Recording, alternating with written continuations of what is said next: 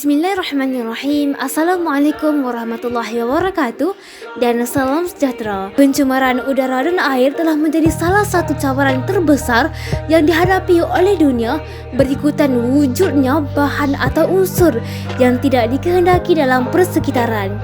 Perkara ini akhirnya membawa kepada impak negatif yang meluas, merangkumi kesihatan manusia, kestabilan ekosistem dan kepelbagaian biologi. Pencemaran udara boleh dikatakan antara pencemaran yang memberi impak yang paling besar kepada alam sekitar. Pencemaran udara ini telah menjadi tumpuan sedunia bagi menangani dan mengambil langkah pengawalan supaya tahap pencemaran dapat dikawal. Negara maju seperti negara China yang bertumpukan industri perkilangan secara langsung menjejaskan kualiti udara di negara tersebut. Isu pencemaran udara dan air ini dititikberatkan oleh Pertubuhan Kesihatan Sedunia WHO yang telah mengambil berbagai langkah bagi menangani masalah ini. Antara faktor-faktor pencemaran udara ialah pembebasan gas klorofluorokarbon atau CFC telah menjadi punca pelipisan lapisan ozon dan seterusnya membawa kepada pemanasan global di seantero dunia. Justru itu, pembebasan gas karbon dioksida yang terlalu banyak menyebabkan haba di bumi terkumpul dan akhirnya suhu bumi meningkat. Keadaan ini menyebabkan bumi menjadi panas, ekosistem terganggu, banjir berlaku secara kerap dan berlakunya kejadian alam yang tidak normal. Perkara ini juga akan memberi dampak yang buruk kepada hasil dan kualiti pertanian dan akhirnya berlaku masalah kekurangan sumber makanan. Seterusnya, kejadian seperti pembakaran terbuka, bilangan kenderaan bermotor yang bertambah dan laju perindustrian yang tidak terkawal akan mengganggu kesihatan manusia. Beratus-ratus kematian telah dikaitkan secara langsung dengan kualiti udara yang buruk.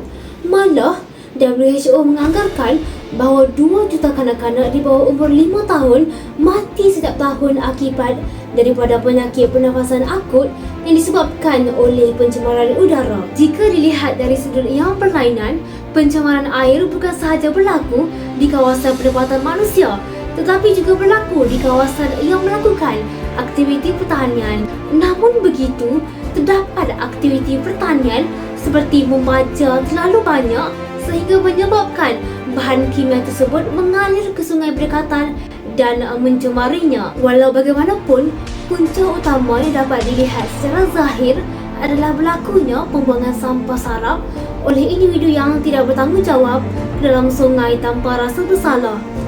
Di samping itu, aktiviti pembalakan juga antara punca berlakunya pencemaran air, di mana kegiatan pembalakan yang semakin hari semakin rancak tanpa sebarang tanda untuk berhenti bakal mengancam khazanah alam yang kita miliki. Kesannya, kehidupan akuatik dalam sungai akan terancam kerana telah ditenggelami dengan tanah tanah daripada aktiviti pembalakan yang berdekatan. Dalam masa yang sama, menanam pokok memberi impak yang positif kepada alam sekitar.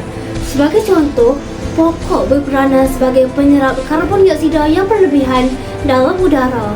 Kesannya, kita dapat membantu mengurangkan kesan rumah hijau dan perubahan iklim sekaligus membersihkan udara daripada karbon dioksida yang berlebihan yang boleh membahayakan kesihatan manusia. Akibat sikap individualistik dan nafsu serakah, manusia menjadi pendek akal dan sanggup menelanjangkan hutan dan belantara.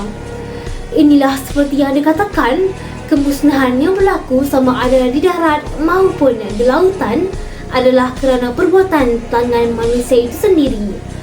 Ayuh umat sejagat sekalian, bangunlah di atas keinsafan dan kesedaran. Kita lestarikan alam jagat raya ini. Sekian, Wabillahi taufiq wal hidayah. Wassalamualaikum warahmatullahi wabarakatuh.